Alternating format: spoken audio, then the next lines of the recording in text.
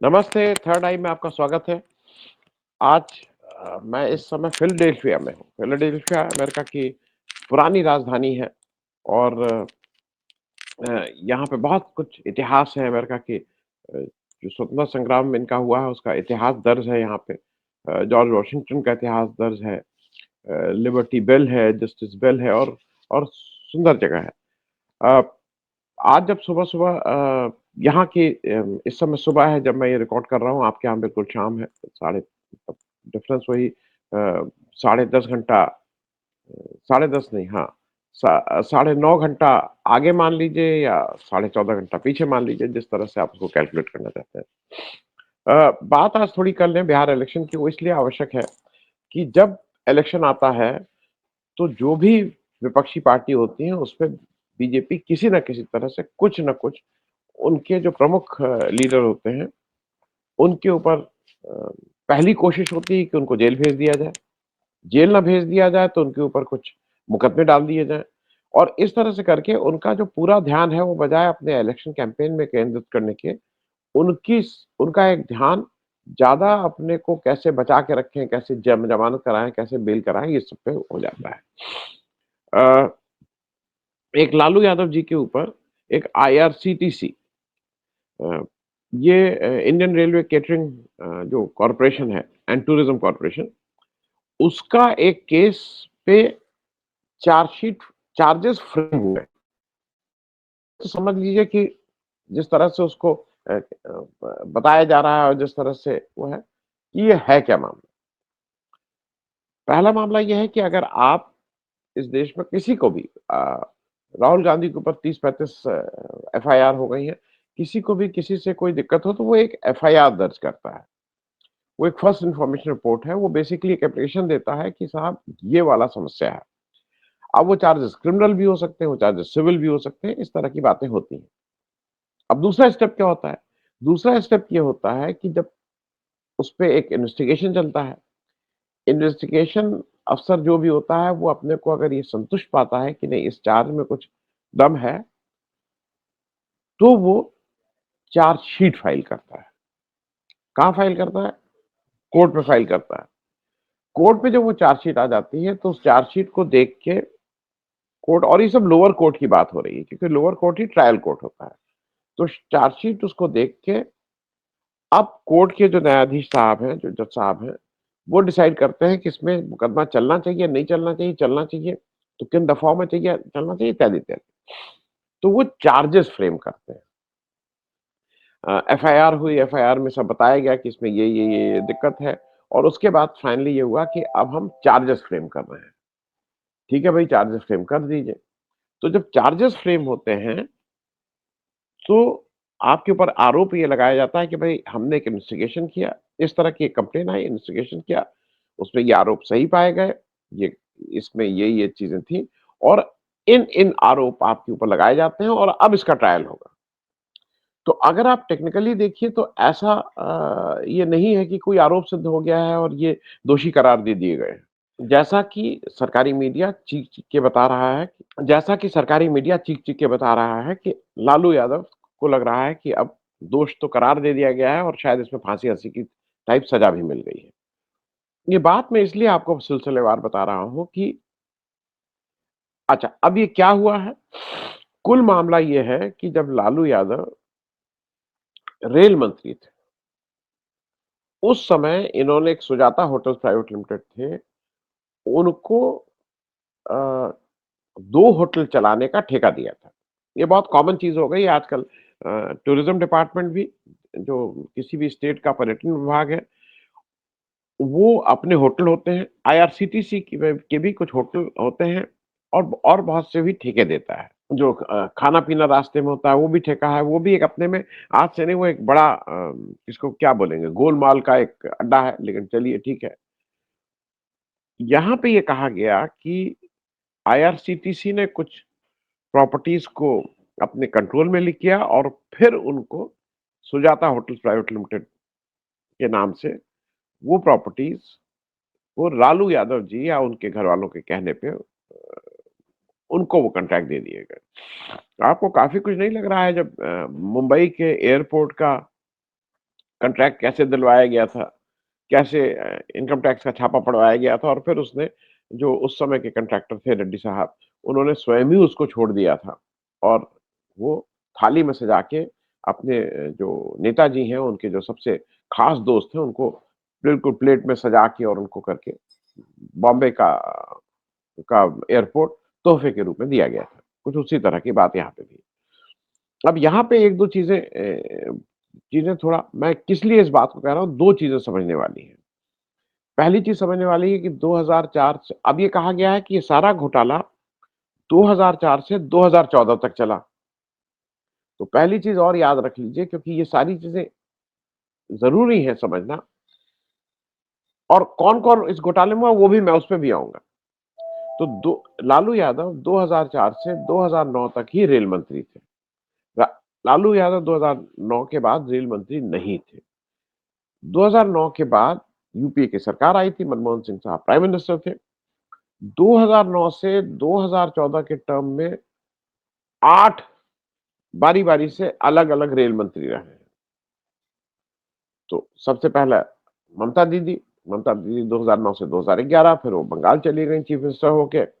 फिर उन्होंने अपने डिप्टी दिनेश त्रिवेदी जी को ये नहीं, माफ़ कीजिएगा जब ममता बनर्जी जी ने इस्तीफ़ा दिया, तो दूसरे उस समय के लिए 54 दिन या 50 दिन के लिए मनमोहन सिंह साहब क्योंकि एज़ प्राइम मिनिस्टर अगर कोई मंत्री इस्तीफ़ा देता है, तो वो नेचुरली वो तुरंत प्रधानमंत्री के पास ही उसका कार्यभार आ जाता है।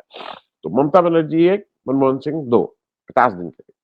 फिर दिनेश त्रिवेदी को लाई ममता बनर्जी, दिनेश त्रिवेदी बन गए। फिर दिनेश त्रिवेदी तीसरे नंबर पे थे। फिर ममता दीदी की जैसी आदत है उन्होंने दिनेश त्रिवेदी को हटाया, मुकुल रॉय को ले आए। ये चौथे हो गए। मुकुल रॉय हालाँकि अब उनके साथ नहीं है। फिर मुकुल रॉय हट गए। फिर आ गए सीपी जोशी। सीपी जोशी 5वें नंबर पे। तो ममता दीदी, मनमोहन सिंह, दिनेश त्रिवेदी, मुकुल रॉय, सीपी जोशी। छठे नंबर पे फिर आ गए बंसल साहब, अगर आपको याद हो पीके बंसल, पंजाब से आते थे और उनके समय एक उनके ऊपर आरोप लगा था, उनको इस्तीफा देना पड़ा था। फिर सीपी जोशी, तो 7वें नंबर पे आए सीपी जोशी। अब टेक्निकली तो मनमोहन सिंह उसके बाद जब सीपी जोशी गए तो 2 दिन के लिए मनमोहन सिंह भी के पास ये कार्यभार आया था, तो टेक्निकली 8वें मंत्री वो बने। और फिर 2013 में मल्लिकार्जुन खड़गे साहब जिस समय राष्ट्रीय अध्यक्ष हैं राष्ट्रीय कांग्रेस के, वो आए। तो 9 रेल मंत्री 2009 से 2014 के दरमियान रहे थे। सीपी जोशी 2 बार, मनमोहन सिंह 2 बार, एक बार 54 दिन के लिए, एक बार 2 दिन के लिए। ये इसका कुल वो है। तो पहली चीज़ ये है कि अगर 2004 से 2014 तक घोटाला चल रहा था, तो ये 9 लोगों को भी इंडिक्ट करना था। भई एक घोटाला चल रहा है जिसमें रेल मंत्रालय है, रेल मंत्री की डायरेक्ट भूमिका आप बोल रहे हैं, तो इन 9 लोगों को आपने क्यों छोड़ दिया? पहली बात तो ये। दूसरी बात ये भी समझ लीजिए कि इसमें आरोप किसके-किसके ऊपर दाखिल हुआ है। 3 लोगों को आरोपी बनाया गया है। 3 लोगों के ऊपर ये चार्जेस फ्रेम हुए हैं। Number 1 Lalu Yadav, number 2 Rabri Yadav. मतलब अगर घर में राबड़ी यादव का रेल मंत्रालय से क्या लेना-देना? सिर्फ लेना-देना ये है कि वो लालू यादव की पत्नी थी। तो इस तरह से तो देश में जितने भी मुकदमे होते हैं, हर जगह पत्नी को भी को अक्यूज़ बना दीजिए। हर जगह पत्नी को मतलब आप इस तरह के जितने हैं तो आप एक नई परंपरा खोल रहे हैं। क्योंकि आप ये डरा रहे हैं लोगों को कि हम जब तुम्हें पकड़ेंगे तुम्हारी पत्नी को भी पकड़ लेंगे। और सबसे मज़ेदार मामला तो कि तेजस्वी यादव का है।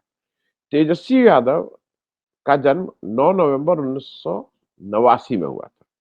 9th नवंबर 1989। आज वो अभी केवल 35 साल के हैं। 2004 में जब लालू यादव रेल मंत्री बने, तो उस समय मैं 2004 की बात कर रहा हूँ, जब ये रेल मंत्री बने, उस समय ये मात्र 14 वर्ष के थे, जब लालू यादव ने रेल मंत्री पद का कार्यभार संभाला। तो 14 वर्ष में 5 वर्ष 14 वर्ष के मतलब आईआरसीटीसी के जो ये केस है, उसमें जो आरोप बने हैं, 14 साल के जो तेजस्वी यादव थे, वो पूरा मंत्रालय सँभालते थे और उन्हीं के कहने से ये सब ठेका टेंडर दिया जाता था। तो अब एक नई परंपरा और खोल दीजिए।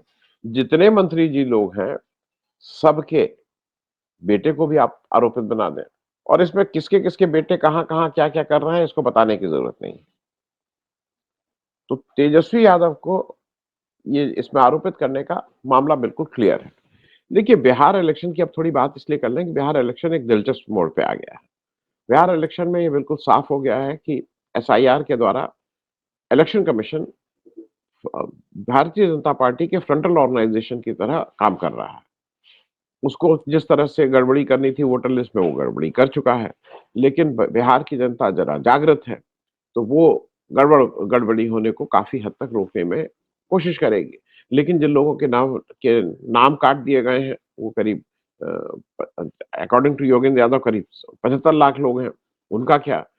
फिर किन लोगों से वोट कराया जाएगा, क्या कराया जाएगा, ये देखने वाला मामला होगा। दूसरी तरफ क्या है कि इस समय बिहार में जो सबसे चर्चित, सबसे एक्टिव और सबसे जो कहना है ना जिसके नाम की थोड़ी बिहार के लेवल पे तेजस्वी यादव का नाम चल रहा है। आप मुझे एक नाम बता दीजिए बीजेपी में जिसको ये कहा जाए कि नहीं साहब ये चीफ मिनिस्टर के कैंडिडेट। ना सम्राट चौधरी का स्टेचर है, ना किसी का स्टेचर नहीं है। तो ये लोग हैं। अब वहाँ ले-दे के बात होती है नीतीश कुमार की। नीतीश कुमार के मामले में ये अभी भी हो रहा है साफ-साफ कि नीतीश कुमार को येन-केन प्रकरण बीजेपी के ही एक बड़ा वर्ग हराने के चक्कर में लगा हुआ है, कि कम से कम जेडीयू की कम सीटें आएँ। अभी तो ये भी है कि कितनी सीट। तो ये ले-दे के कुल मामला बिहार का अगर कोई एक नेता जो फ्रंट रनर है बिहार की पॉलिटिक्स में चीफ मिनिस्टर बनने के लिए, उसका नाम तेजस्वी यादव है। तेजस्वी यादव ने इंडिया गठबंधन को बिहार में बिल्कुल इंटैक्ट रखा है। उसमें पिछले 10 साल से बीच में नीतीश जी आए और गए, वो अलग बात है। लेकिन जो ओरिजिनल जो गठ इंडिया गठबंधन था, जो यूनाइटेड फ्रंट था पहले, वो उसमें कहीं पे भी कोई दरार नहीं आई है। चाहे वो कम्युनिस्ट पार्टी हो, चाहे वो और भी पार्टीज़ हों, ये लोग एक साथ चल रहे हैं।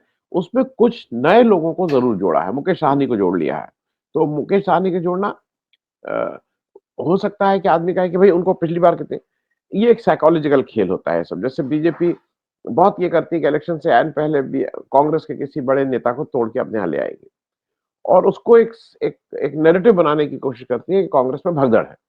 उसी तरह से इस समय इंडिया गठबंधन इंटैक्ट है, कहीं कोई दिक्कत नहीं आ रही है, कोई सीट को लेके के गुस्सा नहीं है, कोई इसको नहीं छोड़ रहा है, वहाँ पे तो आए दिन एनडीए में कभी जीतन राम मांझी का स्टेटमेंट आ रहा है, कभी चिराग पासवान आ रहा है, कभी इधर आ रहा है।